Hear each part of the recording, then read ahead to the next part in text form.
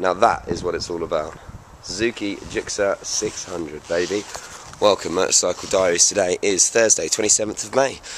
Yes, all diaries up to date, ready to crack on. Today I was going to go down to Silverson's, test out the new Ecolv electric bike, but for a start I thought I was going to ride it, and then they're like, oh no, you can't ride it, we've got a rider, he couldn't make it, so it didn't happen. So I've got a couple of hours spare. I've just taken delivery of this, my first in the new series of the diaries, since on my internet everything's got sorted and cleared the backlog. So I reckon it's time we crack back on. I'm going to try and change the format of the diary slightly. I'm going to do a day with each bike as my first impressions. Then obviously, as I say, I'll do some daily reports on the bike. Then I'll do a big final overview. And a lot of the bikes I'm getting from manufacturers now, so I can't really take it to dealers to get the technical chat stuff through. But yeah, I'm just going to try and make it a little bit more concise. And actually the 3 videos will come together as a big review, which you'll get to see on the independent website, independent.co.uk/motorcycle diaries.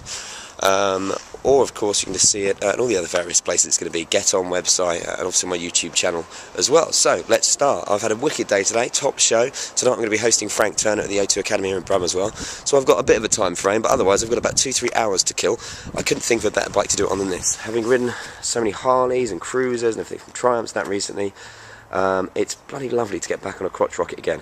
GSX-R600, the most powerful and fuel efficient 600 engine these guys have ever made, inline 4. It's got radial mounted caliper brakes. You're looking at something that generally is just a classic example of the pocket rocket when you look at bikes do. It's 125 horsepower up crank, which may not sound a lot compared to, like, the BMW did 192 and everything, but those are 1000cc super bikes. This is a 600, so you're looking more nimble, stiffer chassis, kind of smaller wheelbase, wants to be chucked around, and a lot more usable as well.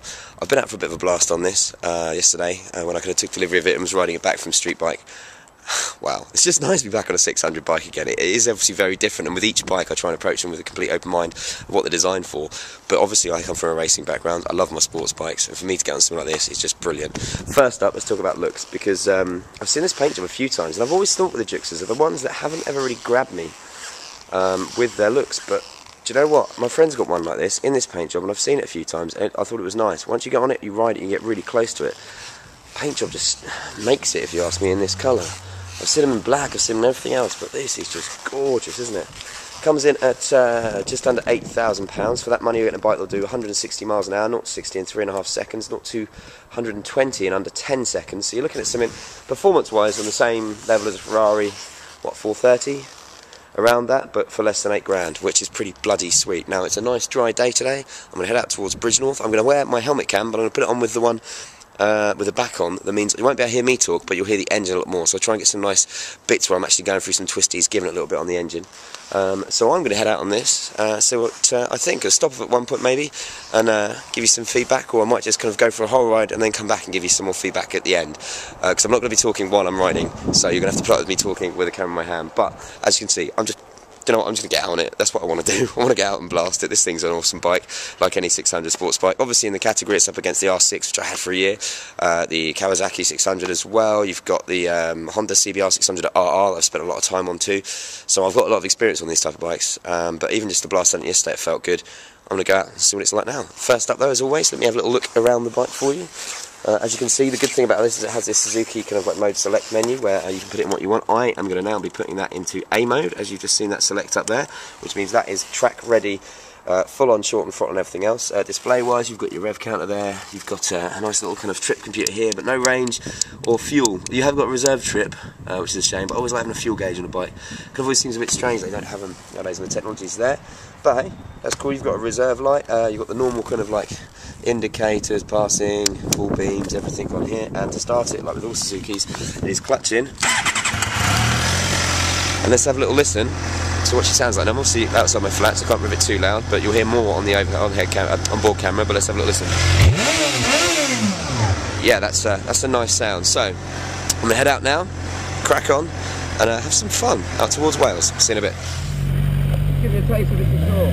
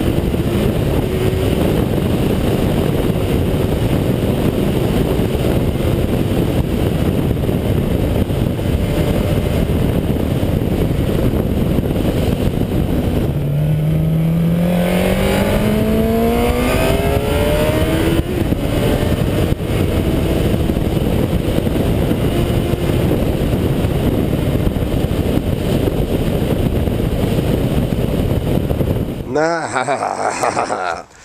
God, I've forgotten how much fun it is to ride a sports bike. I tell you what, unfortunately for most of that journey, I would have been better on a Harley because I was stuck in traffic and I've got out past Stourbridge and that. But then as soon as I got on the open roads, out towards Bridge North and Shrewsbury, man, it was beautiful. All de-restricted country lanes. This thing just, feels like a part of you when you're riding it, you know.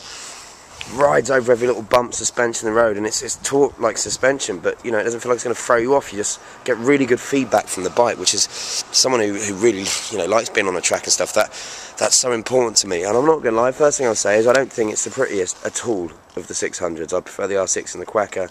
Hell, I even think I prefer the blade on it. Looking at it from the front, I do like that paint job, but to ride is something else. This exhaust produces one of the coolest notes ever. Starts off about 1,000 to 5,000 revs, and then it kicks in with the second tone, and then you get to about 8,000 revs, and it brings in this like, hopefully, because I had the back of the cam bits exposed for the sunny weather, you'll be able to hear all of that in its glory.